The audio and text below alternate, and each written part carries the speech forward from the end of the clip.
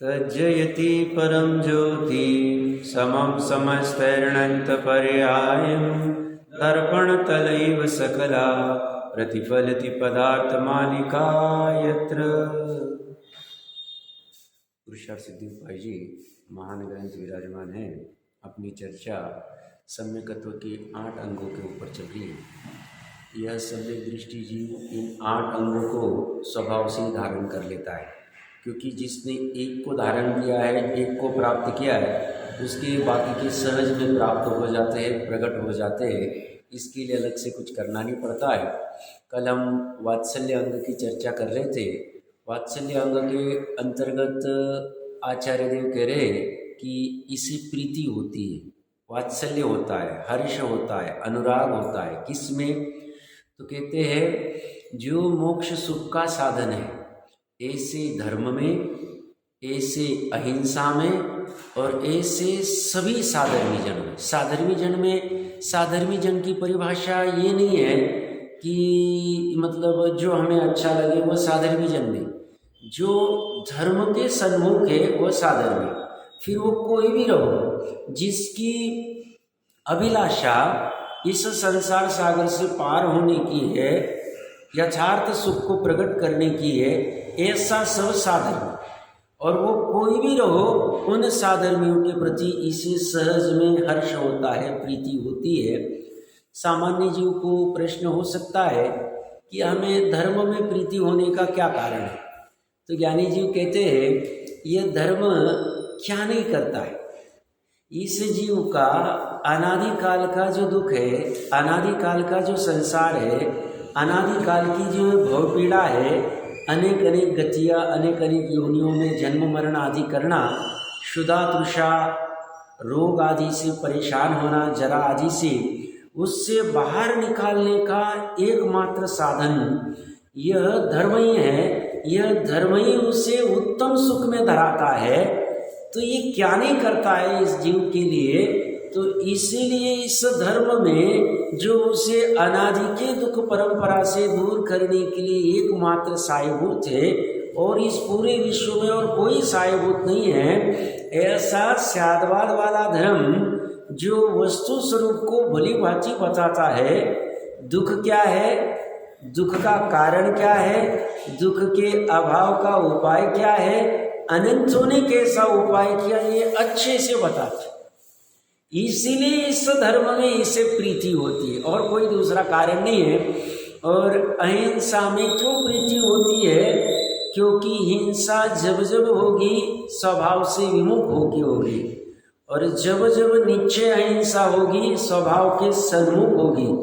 इसीलिए स्वभाव सन्मुखता में ही सार है, सुख है, सब कुछ है।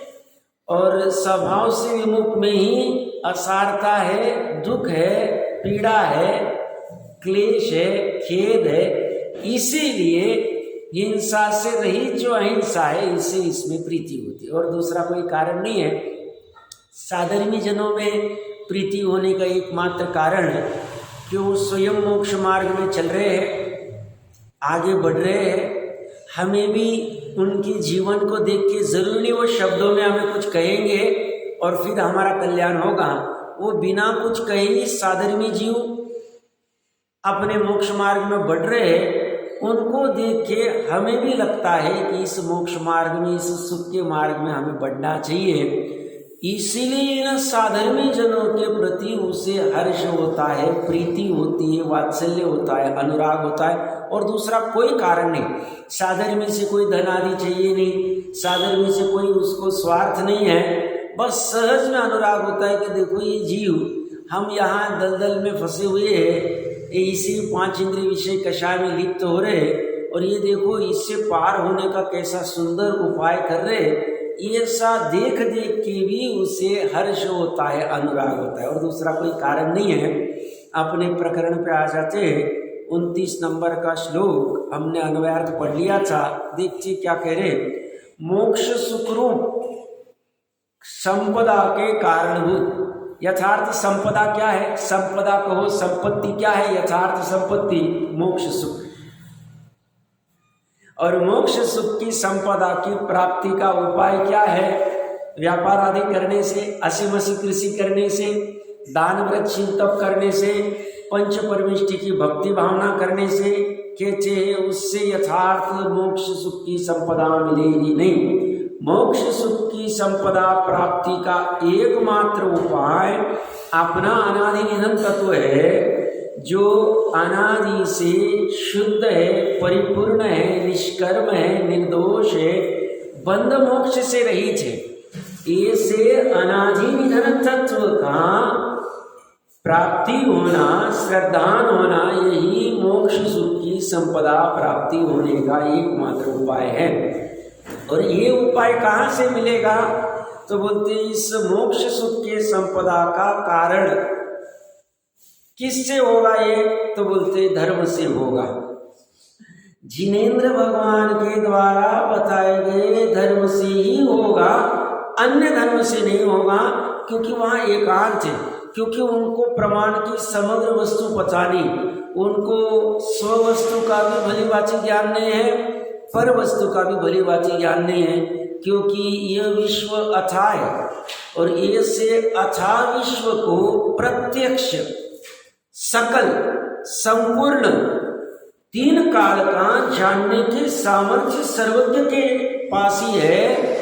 और ऐसे सर्वज्ञ की जो वाणी होती है और उस वाणी का अनुसरण करके आगे जो धारा बहती है, वो बचाने वाले धर्म में ही ऐसी सामर्थ्य है जो मोक्ष सुख के संपदा को प्रकट करने का यथार्थ उपाय बता सकती। इसके अलावा 363 मत कहो, 5 प्रकार की मिथ्या मत कहो, जो एकांत, विनय, मिथ्यात्व आदि जो 5 है, उनसे कभी काम होगा नहीं, हो सकता नहीं। इसलिए जो निकांक्षित अंग में उन्होंने क्या कहा था कि एकांत वाले धर्म में इसे चाह नहीं होती। आप समझना, इसी अपेक्षा से। और कौन से धर्म में चाह होती है? जो धर्म वस्तु स्वरूप का भली भांति निरूपण करके अपने प्रयोजन की सिद्धि कराता है, वो एक ही हो सकता है, अनेक नहीं हो सकते। तो यहाँ ऐसे धर्म में, ऐसी अहिंसा में और सभी साधर्मी जनों में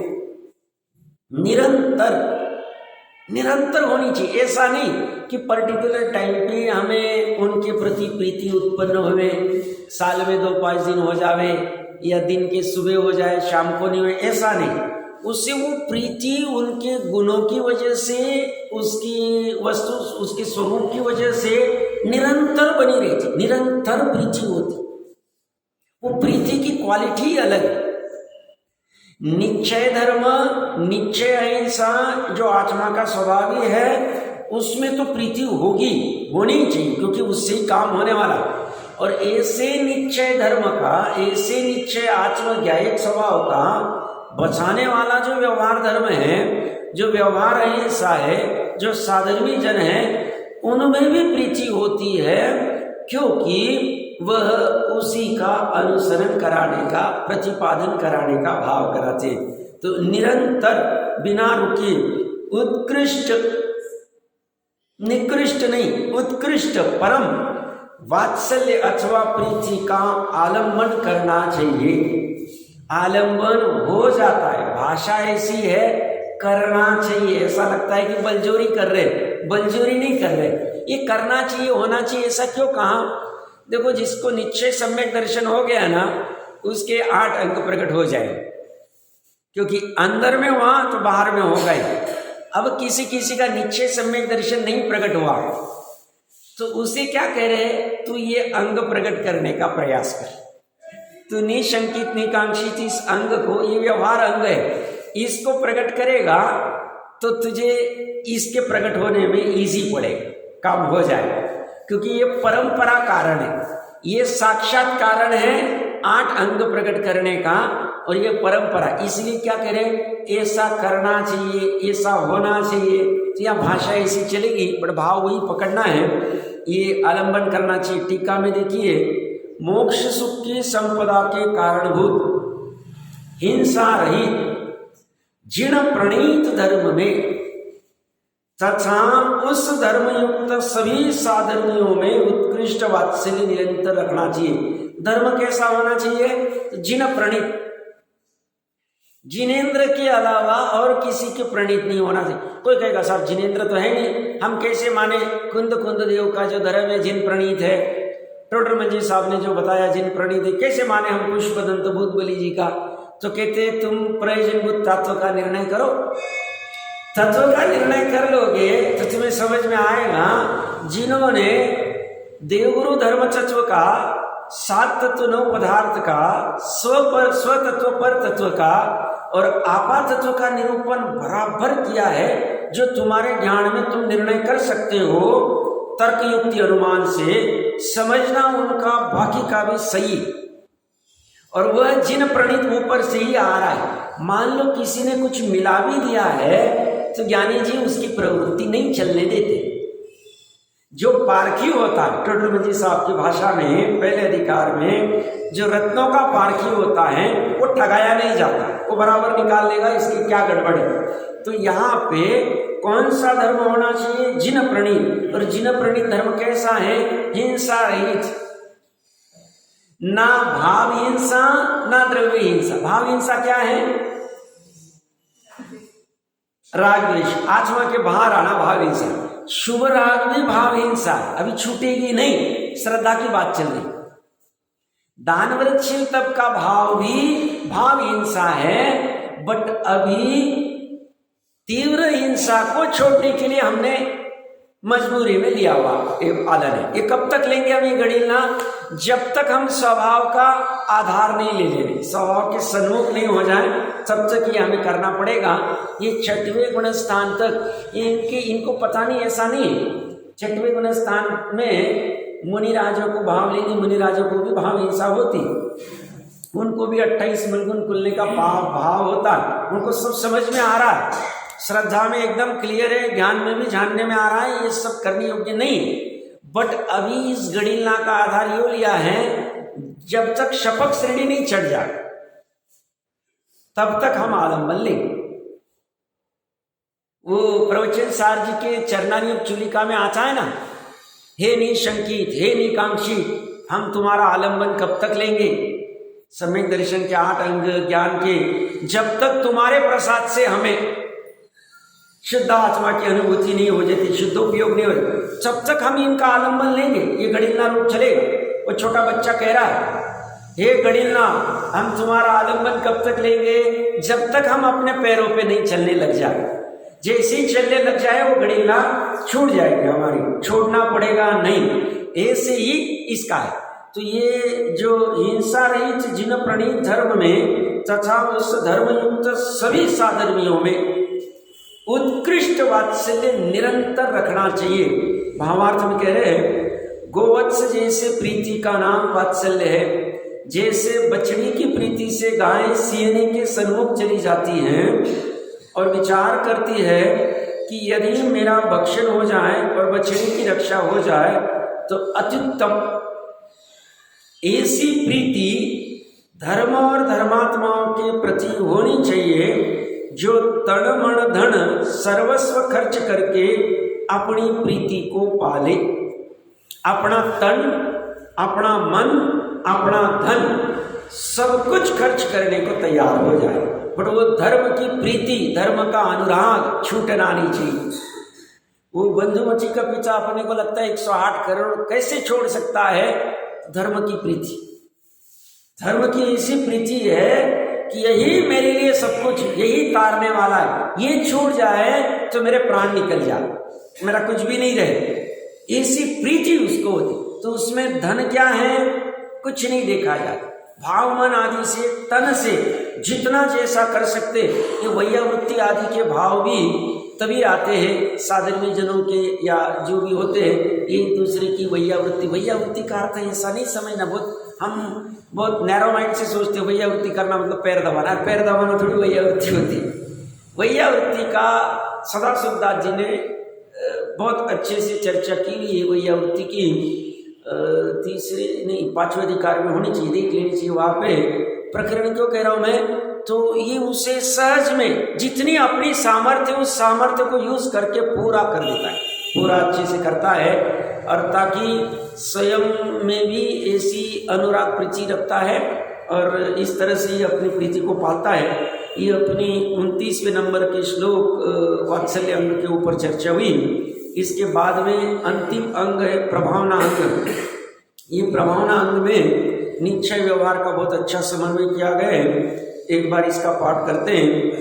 आत्मा प्रभावणीयो रत्नत्रय तेजसा सततमेव दान तपो जिन पूजा विद्यातिशय जिन धर्म। अन्वयार्थ में क्या कह रहे हैं? सततमेव।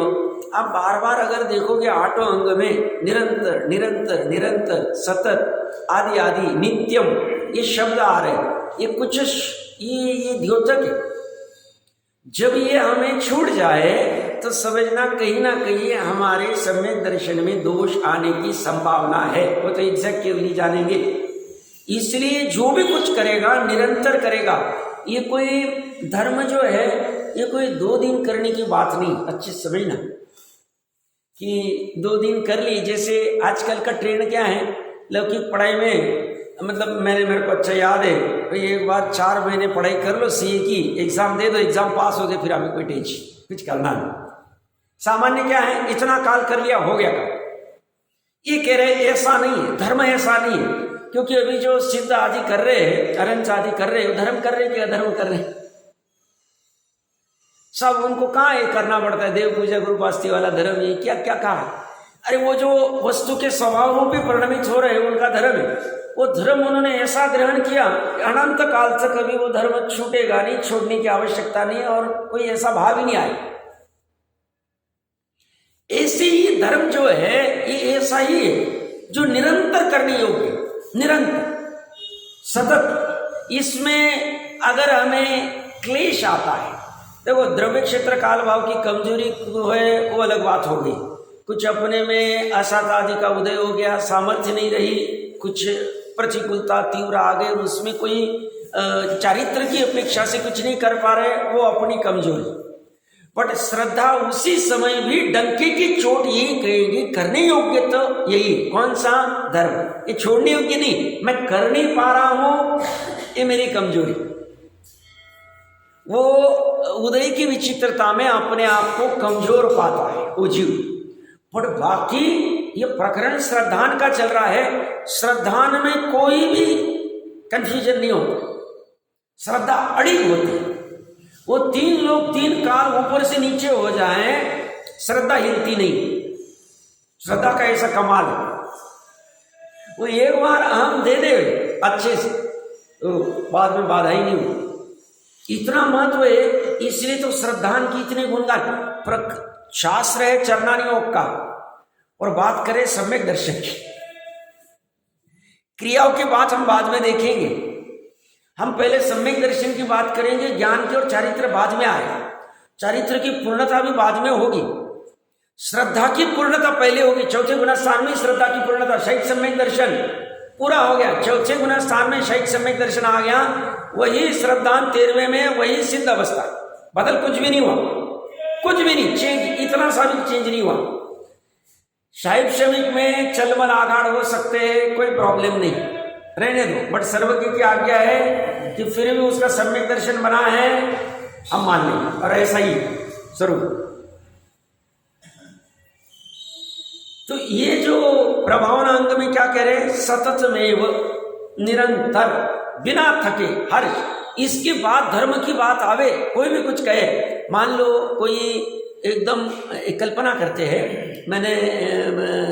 मैं कुछ कारणवश IAS के एग्ज़ाम के लिए दिल्ली में था, तो मेरा जो रूम पार्टनर था वो गाड़ी पे से गिर गया तो उसका हेड फ्रैक्चर हो गया। तो एम्स हॉस्पिटल में अभी ऐसी याद आ रहा है, निरंतर की बात से मैं बात कर रहा हूँ, मेरा एग्जाम्पल अपेक्षा से समझना।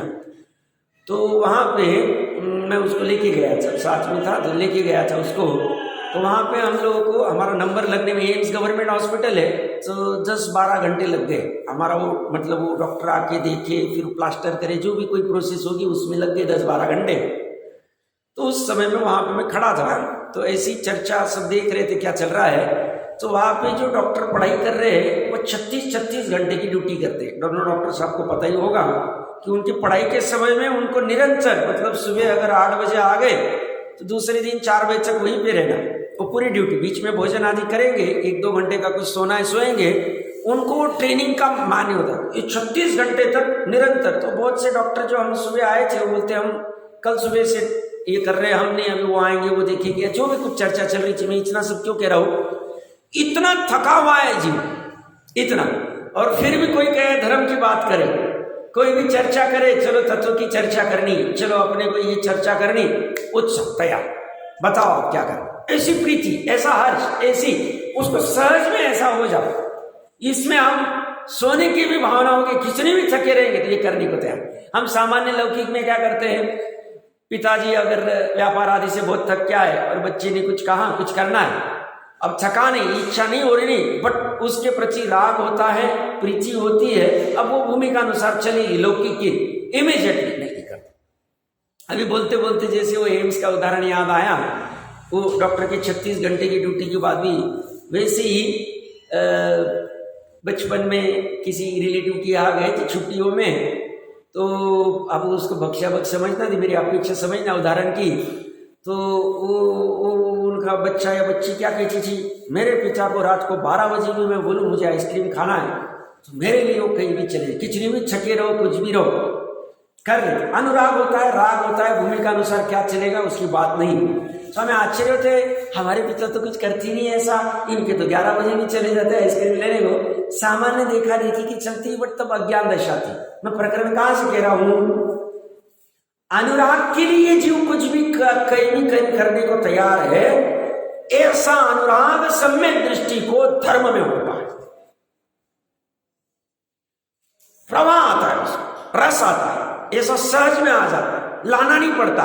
क्यों? क्योंकि उसे पता है काम इसी से होगा, इस धर्म से ही होगा, इस अहिंसा से ही होगा, इस साधर्मियों के मार्गदर्शन से ही काम होगा, तो उसी में राग करता है और निरंतर उसे ऐसा रस आता रहता है। इसलिए सतत, निरंतर आदि आदि शब्द इसी अपेक्षा से आ रहे हैं। तो ये क्या कह रहे, सतत में निरंतर रत्नत्रय तेजसा, मतलब 365 दिन वही जीवन चले। मुनिराज का जीवन कैसे होते 365?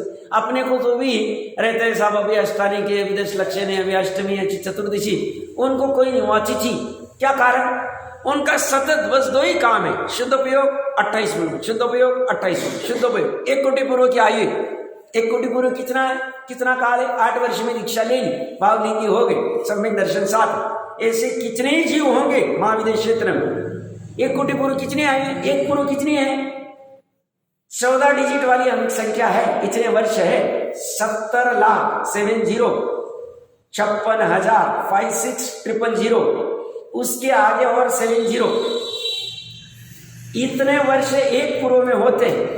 और एक उसको 1 करोड़ से मल्टीप्लाई करो, इतने वर्षों तक सतत निरंतर बिना थके धर्म भावलिंग, उतना भावलिंग तो रह सकता है, रह सकता है।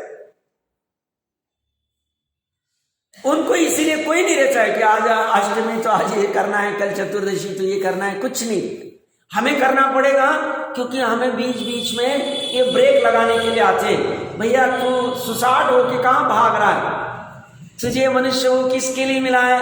तो बीच में उसको तोड़ने के लिए बीच बीच में आते, खड़े हो जाते, वो अनुष्ठान आते हैं ताकि उसको याद दिलाते, स्मरण कराते, ये निरंतर। तो ये अनुष्ठान उसको करने भी मुनिराज को इसलिए जिन दर्शन कंपलसरी नहीं। जंगल में मंदिर सहज में मिल जावे, कहीं मिल जावे तो सहज कर ले, बाकी हमें हो के करना है अभी बात न चीज। उनके लिए कोई कंपल्शन नहीं, उनका कंपल्शन 2 ही चीजों का है, शुद्ध उपयोग 28 मिनट, ध्यान और ज्ञान, बस इतना ही, बाकी और कुछ भी नहीं। तो यहां भी क्या कह रहे हैं, निरंतर रत्नत्रय तेजसा, रत्नत्रय के तेज से आत्मा, अपनी आत्मा को प्रभावनीयम, प्रभावना युक्त करना चाहिए। च और दान तपो जिण पूजा विद्यातिशयम, दान तप जिण पूजन और विद्या के अतिशय से, अर्थात इनकी वृद्धि करके जिण धर्म, जैन धर्म की प्रभावना करनी चाहिए। जैन धर्म की प्रभावना कैसी होगी? तो निश्चय से स्वयं की प्रभावना कैसे होगी? तो बोलते रत्नत्रय की तेज से। रत्नत्रय का तेज मतलब क्या? रत्नत्रय कहाँ प्रकट होता है? आत्मा में होता है। आत्मा में भी कहाँ होता है? द्रव्य में होता है कि गुण में होता है कि पर्याय में होता है? वेद विवक्षा से पर्याय में होगा, क्योंकि गुण में रत्नत्रय प्रकट करने की आवश्यकता नहीं, गुणों के समरूप द्रव्य में रत्नत्रय प्रकट करने की आवश्यकता नहीं।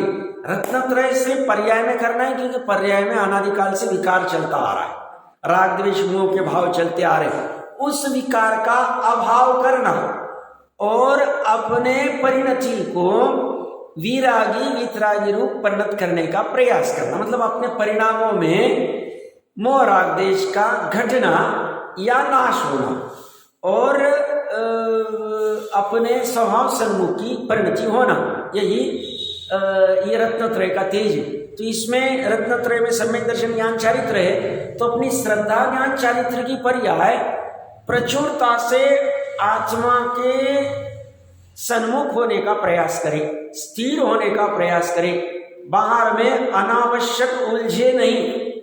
यही रत्नत्रय का तेज है।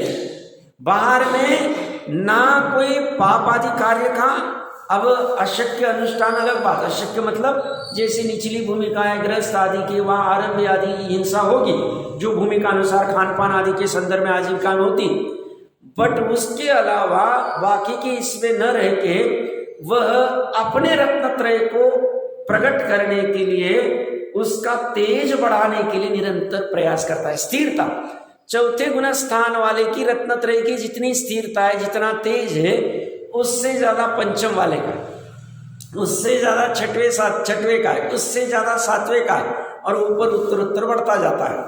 तो कब तक बढ़ेगा? आप कह सकते हैं 12वें गुण स्थान तक बढ़ेगा। 13वें गुण स्थान के बाद में बढ़ने का कुछ सवाल नहीं है। कोई तरकीब से कहे साहब अनंत सुख और अव्यवाद सुख और चारित्र तो 14वें गुण स्थान के बाद में सी के कहना है तो कह दो, चारागाची कर्म के अभाव में। बट मुख्यतः से कषाय के सद्भाव की अपेक्षा से 10वें गुण स्थान तक ये बढ़ता ही रहेगा। तो ये बढ़ाता जाना, स्थिर करते जाना, इससे भी प्रभावना होती है। जैसे टोडरमल जी साहब आदि ने जो प्रभावना की, ये इसी से, ये इन्होंने अपना जीवन उज्जवल किया, प्रयास किया, ऑटोमेटिक बाकी का सब होता है। वो दूसरे के चक्कर में नहीं पड़े, पहले स्वयं की प्रभावना बहुत जरूरी है। बहुत बार क्या होता है, प्रभावना के नाम पे हमें लगता है वो जैसे व्यापार आदि में भी बाहर में ही कार्य करता है, प्रभावना के काम में भी बाहर में ही कार्य करता है। अपनी प्रभावना, पहले अपना रत्नत्रय का तेज अच्छे से कर लेना चाहिए, अपने उसमें कैसी विशुद्धि बढ़े, कैसे निर्मलता आवे।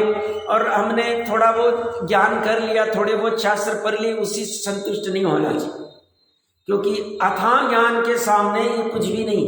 2, 4, 6, 10 शास्त्रों का ज्ञान कुछ भी नहीं, कुछ भी नहीं। 10, 20, 50 शास्त्र का कुछ भी नहीं।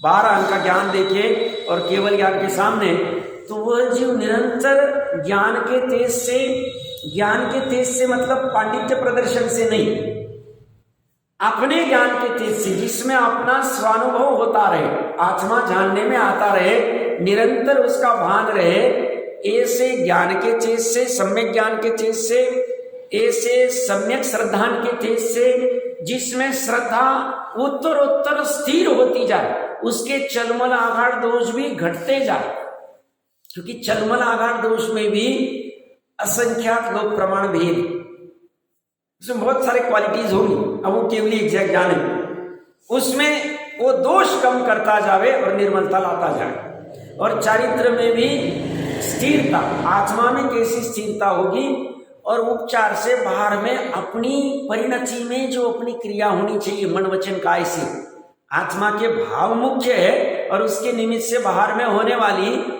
जो न्याय नीति आदि वाली या जैसी 5वें गुण स्थान की प्रतिमा होगी, उस रत्नत्रय में सम्यक चारित्र भी आ गया। सम्यक चारित्र निश्चय और व्यवहार दोनों वाला है, तो उस व्यवहार चारित्र से भी देख देख के लोगों की प्रभावना हो जाती, सहज दिखाना पड़ता नहीं, दिखाने के भाव से करेगा तो डूबेगा, और ये सहज में हो जाता है।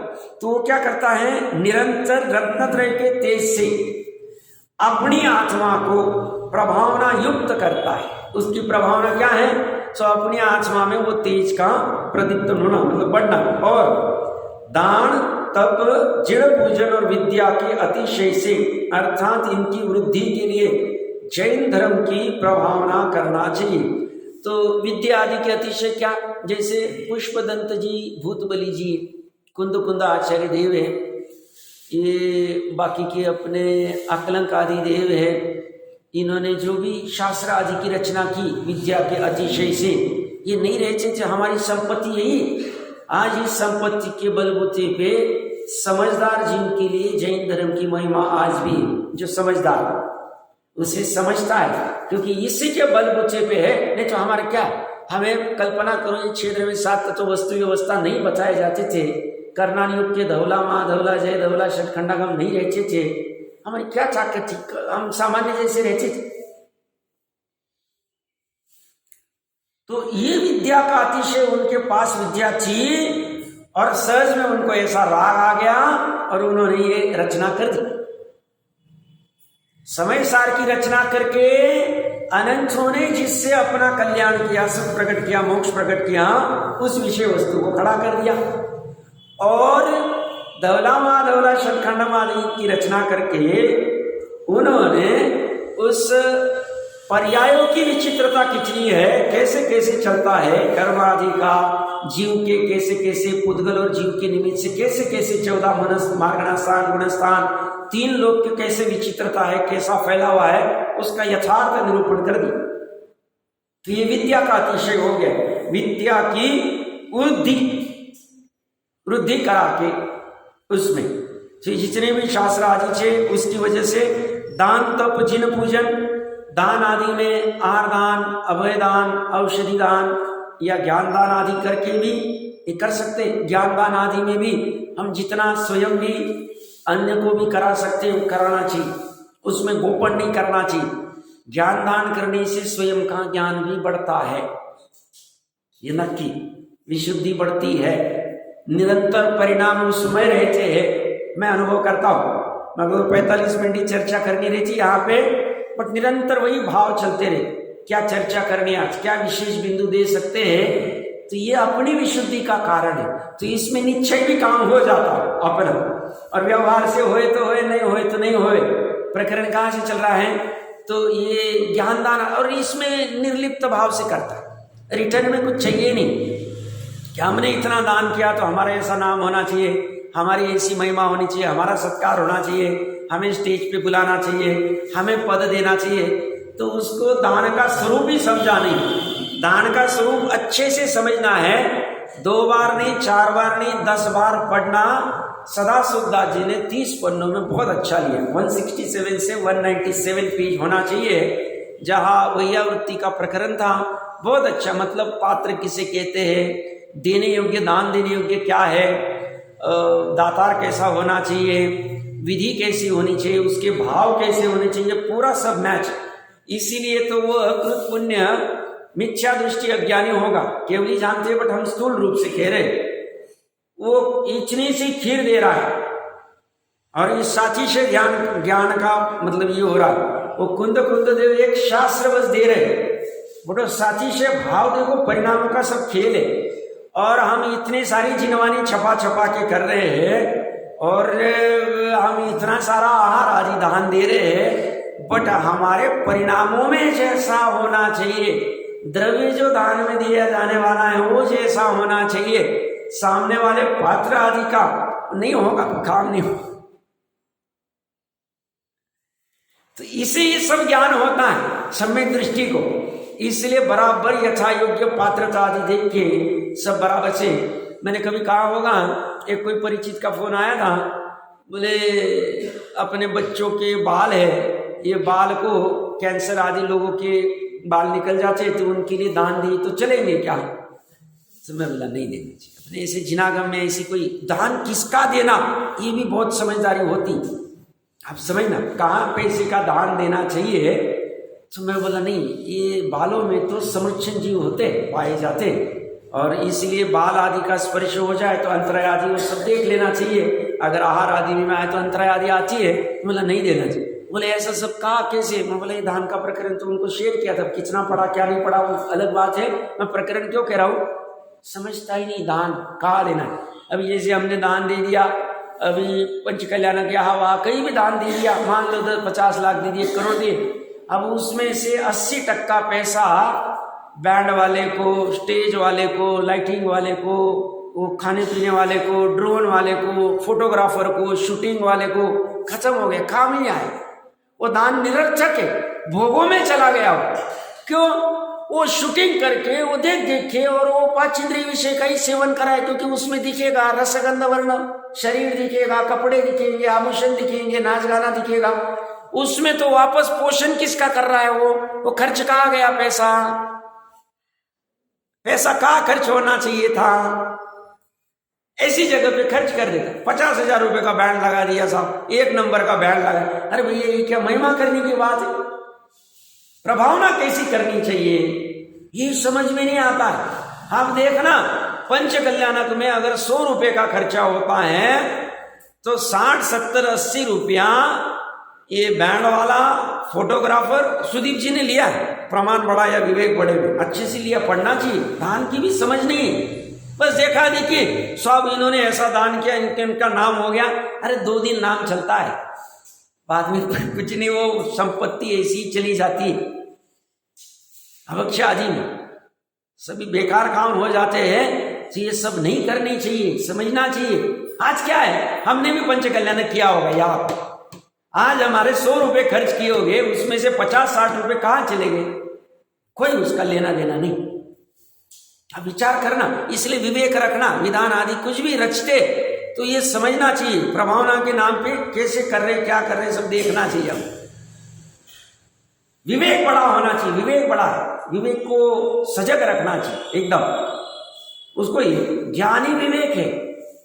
और हमारे पास वो सबसे बड़ा संपत्ति, देखा देखी में कोई काम नहीं करना चाहिए, अच्छी प्रथा नहीं। हम अपने पूर्वजों की जो सुंदर परंपरा है, जो अहिंसा वाली है, जो यथार्थ, उसको छोड़ रहे हैं। हम बहुत बड़ा अपराध कर रहे हैं। हम आगे से आगे अपनी नई पीढ़ी को क्या दे रहे हैं हमें समझ नहीं रहा, कौन से प्रभावना क्या कर रहे हैं समझ ही नहीं रहा। हम प्रभावना के नाम पे महावीर जयंती के दिन भोजन रखते और वहां अच्छे स्वस्थ वर के जाते, एक दूसरे से गप्पे लगाते, व्यापार आदि की, इसकी उसकी, खाने पीने की तत्व की, 6 द्रव्य 7 तत्व की। मुझे बता देना कोई होगा तो मैं उसकी महिमा गाऊंगा, अगर कोई चर्चा वहां बैठ के करता है। बस भोजन कर लिया, गप्पा लगा ली, अच्छे से एंजॉय कर लिया, हो गया खत्म। प्रभावना के नाम पे हमने क्या किया, कितना खर्चा किया साहब, ऐसा बैंड घुमाया, ऐसा ये क्या क्या खर्चे, हम कुछ ही नहीं समझ रहा है।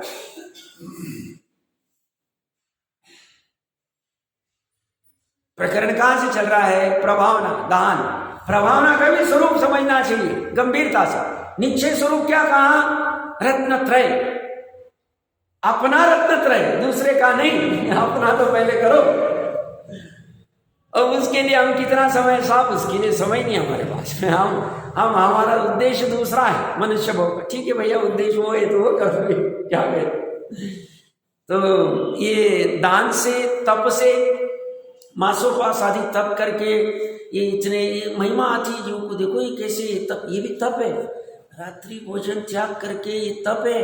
15 दिन उपवास होता है, ऐसा कहा जाता है महीने में। अगर जो रात्रि भोजन, तो वो देख के हम कहीं भी बस आदि में जाए, अगर वो देखते रात्रि भोजन नहीं करती, महिमा आती, प्रभावना होती। जैन धर्म बहुत गजब आ, देखो रात में कुछ नहीं खाता, पानी भी नहीं पीते, महिमा आती। ये भी उनको दिखाने के लिए नहीं करना, हमें सहज में रात में खाने का भाव नहीं आना चाहिए। फिर प्रभावना हो जाए तो हो जाए, नहीं हो तो नहीं हो। देखो इनका रसना इंद्रिय पे कितना कंट्रोल है कि मतलब शादी ब्याह में गए, रात्रि भोजन नहीं करते, शादी ब्याह का भोजन नहीं करते। ठीक है, अभी भूमिका अनुसार शादी ब्याह जाना छूटा नहीं है, घर से अपनी 2-4 रोटी सब्जी लेके आ जाते, शांति से खा लेते हैं, आराम से रह जाते। वहां का इतना 1000 लोगों का रसोड़े का जो लगा है, देखो कैसा तप है। ये भी तप है। क्या तप है? उन्होंने अपनी रसना, अपनी विजय प्राप्त की उतरे काल दिखाने के लिए किए, उसको छोड़ो। स्वयं के लिए नहीं, हमें नहीं अच्छा लगता। कौन कैसा बनाया होगा, कब बनाया होगा, रात में 2 बजे खाना चालू किया होगा, हमें नहीं करना। अभी भूमिका अनुसार हमारा जाना आना छूटा नहीं, उतना राग बचा। हमें ऐसा लगता है कि हमारे बच्चों का कैसे होगा, उनकी शादी ब्याह कराने तो जाना तो पड़ेगा ना, ठीक है। पर उसमें क्या करता है वो?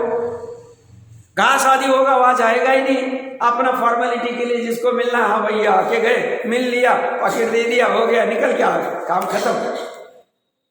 इससे भी प्रभावना होगी। ऐसे तो है अभी भी कोई जीव जो कर सकते, तो इसमें क्या प्रतिक्रिया कर लिया, हम नहीं उलझेंगे, उलझना ही नहीं हमें। हम तो सुलझने के लिए इस मनुष्य को में आए, गलती से आ गए पंचम काल में, ठीक है, अभी आ गए तो आ गए, अब क्या करें, हम कुछ किए हो गए ऐसे परिणाम तो यहां आ गए। बट इसमें भी हम दाव चुकेंगे नहीं, दाव नहीं चुकेंगे हम तो अपना काम करके ही जाएंगे।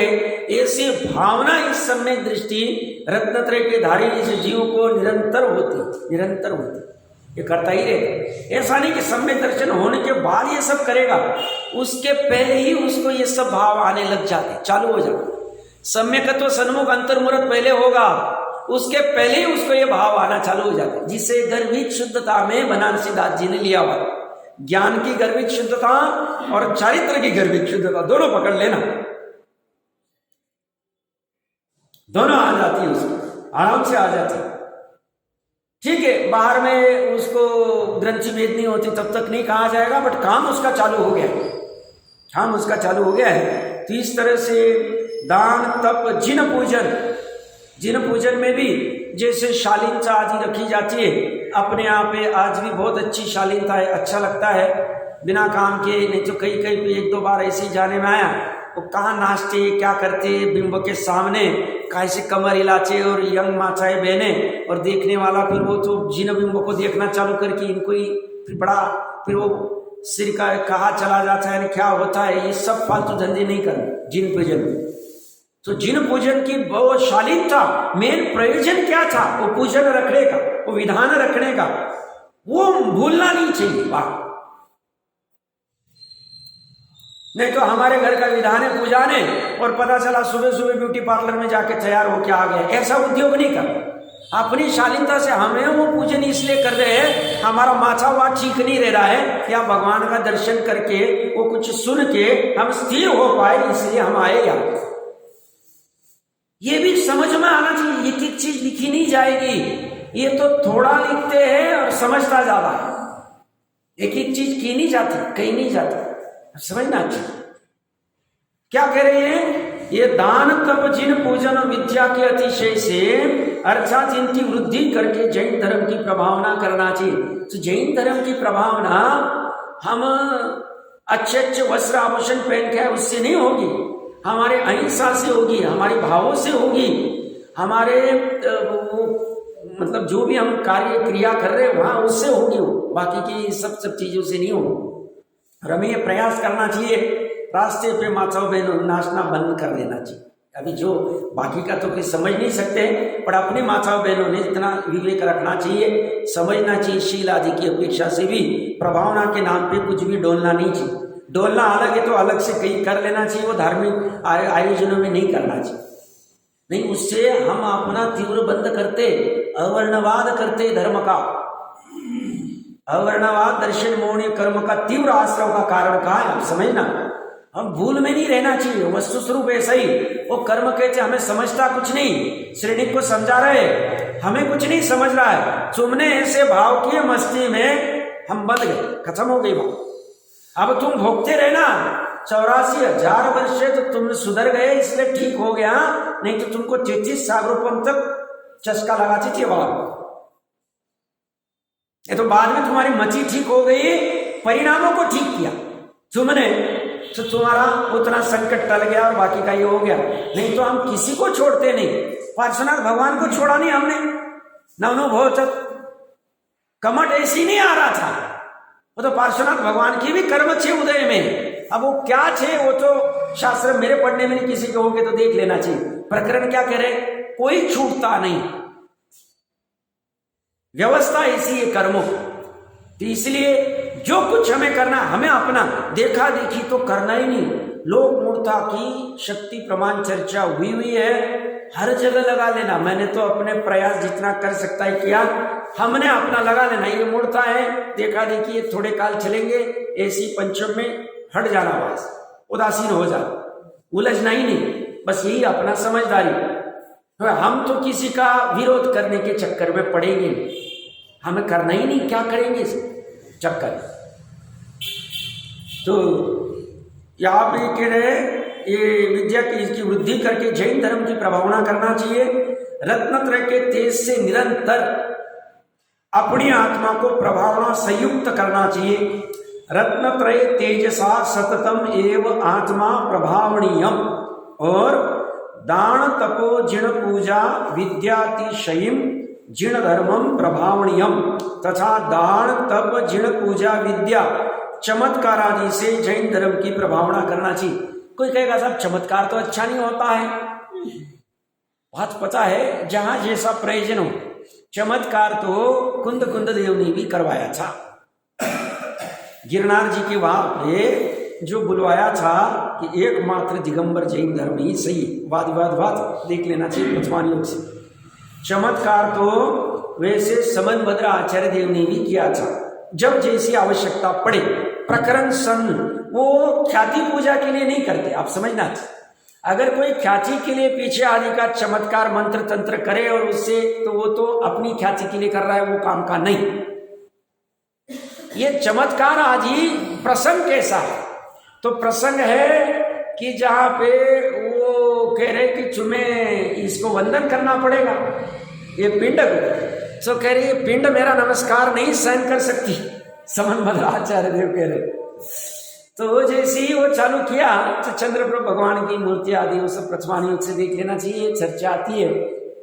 फिर अपने धार का प्रसिद्ध ही भक्तामर का स्तोत्र, तो उसमें जो भी अभी 48 ताले है नहीं है, बट ठीक भूमिका अनुसार जैसे भी चलती है वो, तो वो प्रसंग देख के प्रभावना होती है कि देखो इनकी कैसी विशेषता है।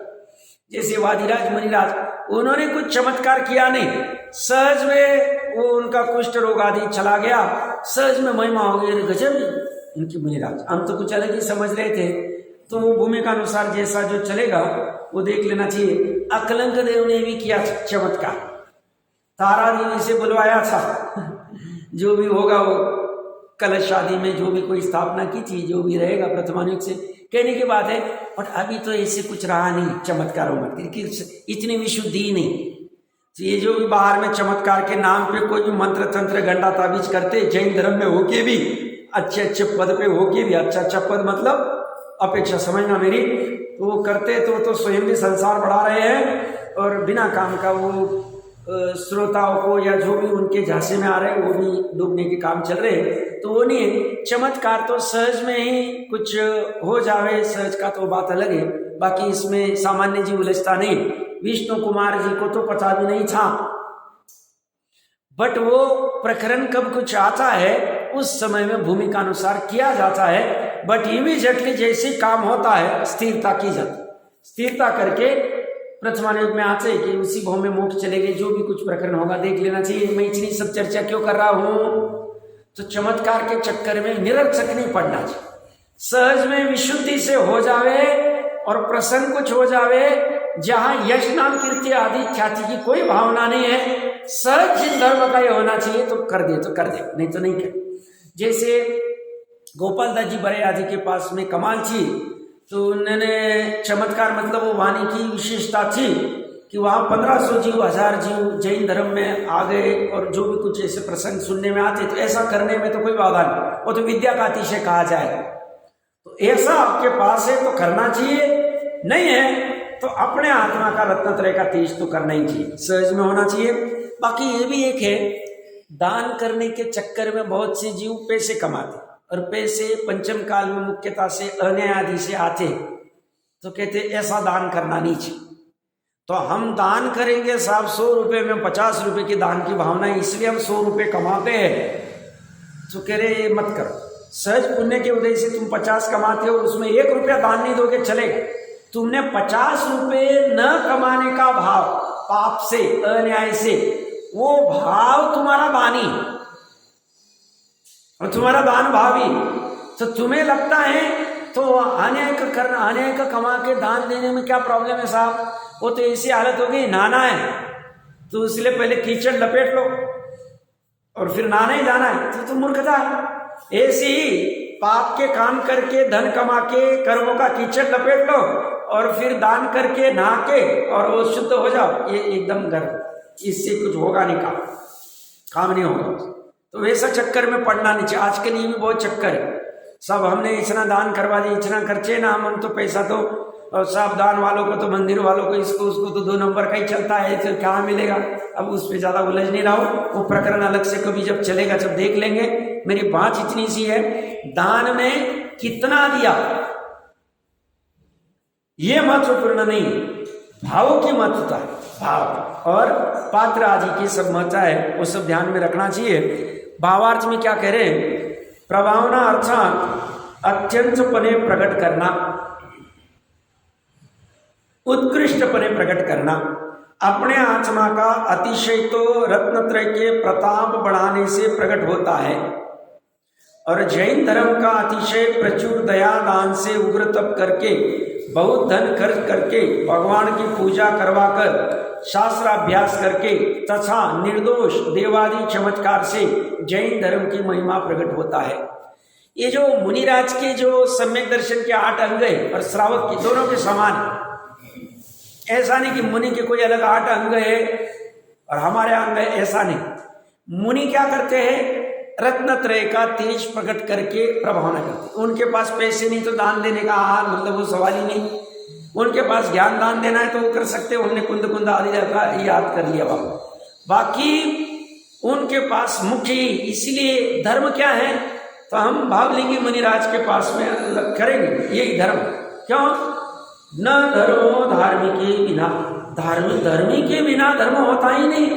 तो उनका जो जीवन है, उनका जो श्रद्धा है, उनका जो ज्ञान है, उनका जो चारित्र है, निश्चय और व्यवहार दोनों, निश्चय अंदर वाला हम देख नहीं पा रहे, पर बाहर से मोटा मोटा निर्णय करे, वही धर्म है, उससे प्रभाव ना हो। कि देखो इन्होंने घर बार छोड़ दिया, वस्त्र आभूषण छोड़ दिए, बाहर के 10 परिग्रह छोड़ दिए, और किसी गजब, देखो ये एक बार ये आहार लेते, भूमि शयन करते, देखो ये मांसोपासी आदि आदि करके सहज में इनकी प्रभावना तो उनकी प्रचुरता से होती है।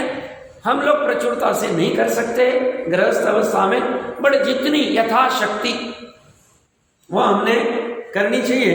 तो ये आत्मा का अतिशय रत्नत्रय के बढ़ने से होता है, और जैन धर्म का अतिशय प्रचुर, तो आत्मा का अतिशय मतलब निश्चय प्रभावना, और जैन धर्म का अतिशय मतलब व्यवहार प्रभावना।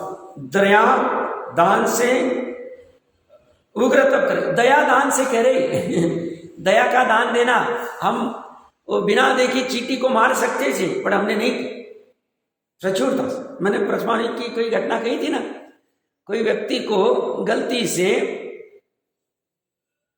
राजा ने पकड़ लिया और उसको फांसी की सजा हो गई। तो उसे कहा आपकी अंतिम इच्छा क्या है, घटना होगी, सही होगी गलत होगी, छोड़ दो, अपने को सिद्धांत देने से मतलब है। तो बोले आपको फांसी की सजा हो रही, क्या चाहिए आपकी, एक इच्छा क्या है। तो बोले मेरे बच्चे को बुलाओ, 4 साल का बच्चा होगा, 4-5 साल का जितना भी होगा।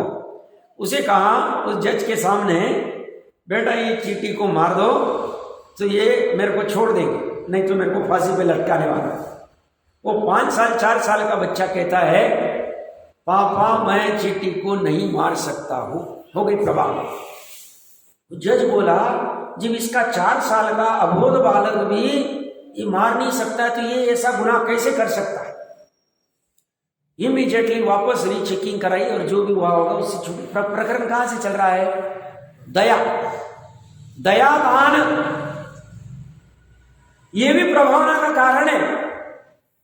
आज हमारी प्रभावना क्यों कम हो गई। 100 साल पहले श्रीमद जी कहते थे जैनी अगर कोर्ट में जाके कह देवे सत्य माना जाता था, रिजल्ट ओके, वो जैनी झूठा नहीं बोल सकते। और आज जैनी पे कोई विश्वास करने को तैयार नहीं। क्यों हालत हो गई ऐसी हमारी, हमने जैनत्व को ही भुला दिया है, हमारी भूल है। हमें बाहर 4 उंगलियां दिखाने की जरूरत नहीं, 4 उंगलियां हमारे पास हैं। सब इनकी वजह से उनके, अरे भैया 4 उंगली तुम्हारे पास है, तुम अपना झाको अलग से, तुम अपना लोटा छानो, दूसरा लोटा छानने के चक्कर में मत पड़ो। तुम लोटा छान के अपना पानी पी लो, तुम अपना सुधर जाओ, बाकी दुनिया होगी नहीं। सब पूरी दुनिया जब दयादान, सब जैनी हो जाएंगे दयादान वाले, काम करेंगे, तुम्हारा कभी काम नहीं होगा। सुन जाओ, जैसे वो गांधी जी की प्रतिज्ञा थी ना, 40 करोड़ देशवासी अगर उनको वस्त्र पहनने को मिल जाएंगे तो मैं वस्त्र पहनूंगा, ऐसा कभी होने वाला ही नहीं। क्यों? अब सबको मिलना पॉसिबल ही नहीं, तो कहने की बात है। बाकी ये है, अपना समय तो आ रहा है, 2 मिनट में सिर्फ इतना पढ़ लेता हूँ और कुछ 1-2 बिंदुओं की चर्चा करेंगे। इसके बाद में प्रसंग पढ़े तो ये 8 अंग में क्या क्या विषय चर्चा है, कौन से धर्म की मुख्यता से चर्चा है, निश्चय व्यवहार की क्या है, ये 2-5-10 मिनट में मैं कहने का प्रयास करूंगा। आप भी थोड़ा पढ़ के आना, वापस से एक बार रिफ्रेश हो जाएगा। तो कुछ विशेष बिंदु अमृतचंद्र आचार्य देव ने बहुत अच्छे डाले हुए 8 अंग में, जो हम अलग दृष्टि से भी देखने का प्रयास करेंगे और फिर सम्यक ज्ञान अधिकार में प्रारंभ करेंगे। देखिए क्या करें, शास्त्र अभ्यास करके तथा निर्दोष देवादि के चमत्कार से जैन धर्म की महिमा प्रकट होता है, अतः ऐसा अतिशय प्रकट करना चाहिए।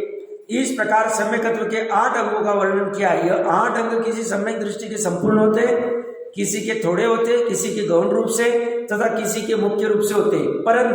परंतु लगा दिया उन्होंने, सम्यकत्व की शोभा तो तभी होती है जब यह 8 अंग संपूर्ण मुख्य रूप से प्रकट प्रत्यक्ष भाषित हो।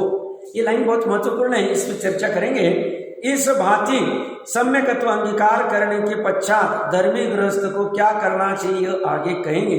इस प्रकार श्रीमद अमृतचंद्र सूरी विरची पुरुषार्थ सिद्धि उपाय, जिसका अपर नाम जिण प्रवचन रहस्य कोश है, मैं सम्यक दर्शन वर्णन नामक प्रथम अधिकार समाप्त। तो ये प्रथम अधिकार की बहुत अच्छी चर्चा हुई है, विशेष चर्चा करते हैं।